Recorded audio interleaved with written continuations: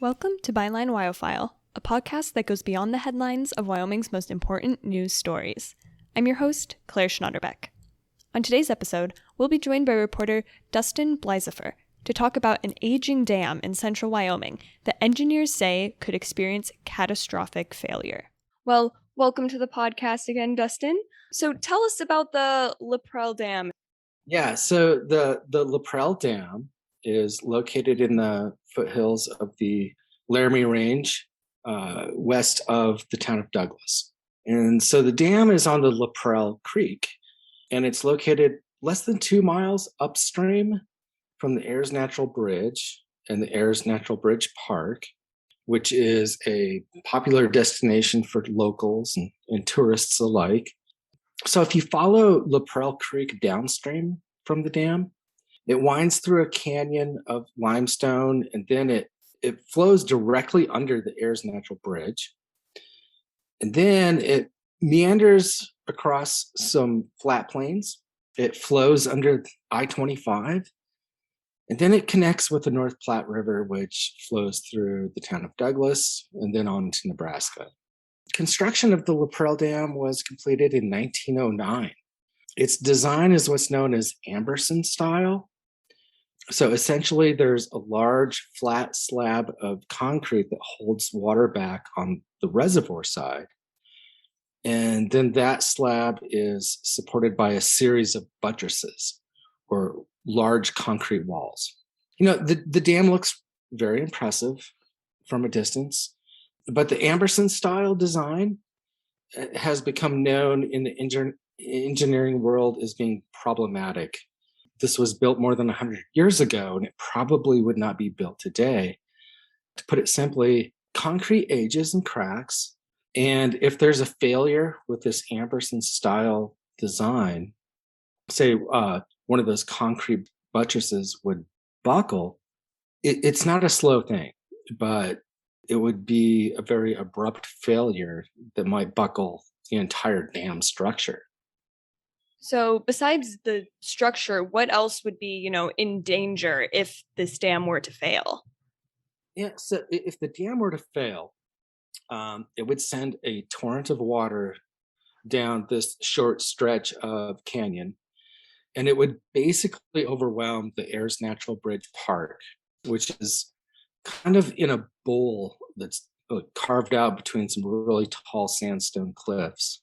Then the torrent, according to engineers, would likely then rush down Laprele Creek and likely wipe out 2 bridges on I-25. It would then crash into the North Platte, and it would cause significant damage along the way, including in the town of Douglas. Wyoming officials say that this is a significant threat to human life and property for many miles. That's really scary to think about. And you actually visited the dam recently for your article. Can you tell us, on the podcast about what that experience was like and what you found there? Yeah. So as I mentioned, this is a huge concrete structure, and it looks very impressive. We approached it from the downstream side. And so basically the first thing we saw was this massive concrete structure that's locked into these 2 towering cliffs. And of course, there's a kind of a dazzling, massive spray of water that's being released from the base of the dam. But when you walk inside the dam, you immediately realize that this is a very, very old structure. Inside the structure, you can look down and see kind of a flotsam of water and chunks of crumbled concrete. You can also see where crews added new layers of concrete to certain structures in the 1970s. Inside the dam, all appears to be functional, but you can definitely see the wear and tear. In your story, you wrote that the dam was identified as being at the end of its life all the way back in the 70s, as you just mentioned. What happened then, and why is it still in use today, even after all those years? Yeah, so the Laprele Dam has been showing signs of deterioration for a long, long time. And most concerningly, in the form of cracks in this series of concrete walls or buttresses that hold it up.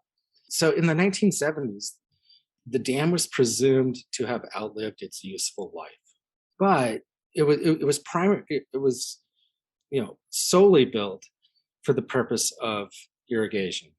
So in the 1970s, there were about 100 different irrigators who depended on this dam for late season flows, which are really important in Wyoming, which is very arid.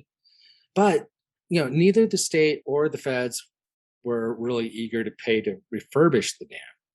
But there was a company called Nebraska Pipeline Company. It needed a source of water for a coal gasification project that they were excited to try out. And so they struck a deal. They covered the cost for a major effort to add new layers of concrete to the dam. And they did that in exchange for a water right to a portion of the water that they would then use in this coal gasification project. That refurbishing project was completed in the late 70s. All went well. And, even though the Nebraska Pipeline Company's coal gasification project didn't pan out, the irrigators in the Laprele irrigation district, they were happy, and, they continued to rely on the dam for late season water for several decades thereafter. But then in 2016, a large boulder from a cliff behind the dam fell. That didn't really raise red flags immediately, but a few years later, in 2019, a team of engineers went out to look at the rock fall, and they were quite alarmed. When they were looking at the rock fall, it looked as though other boulders in the same strata could fall. And if the wrong boulder fell, it could roll into the dam itself. Then they started looking at some of the potential targets where a boulder or some rocks might come in contact with the dam. And then they started noticing some pretty significant cracks in the concrete structure. And so that's when some more engineers were called in to look at the dam itself. After they took a closer look, they determined that it was a catastrophic hazard.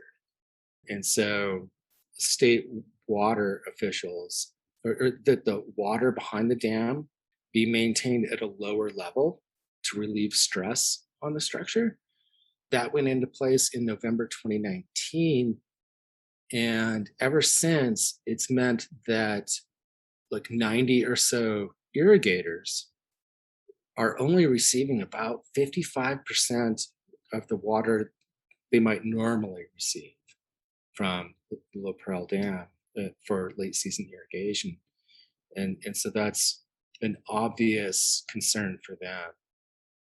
So because of these, as you said, obvious concerns and, the risks of continuing, having the dam in this state, what are the proposals for fixing the situation? And are there cost estimates on what those might be? Yeah, so, as engineers kind of as they examine the dam structure itself, kind of the geologic place that it is, they have several concerns. And so they're imagining that, okay, let's set cost aside for a moment.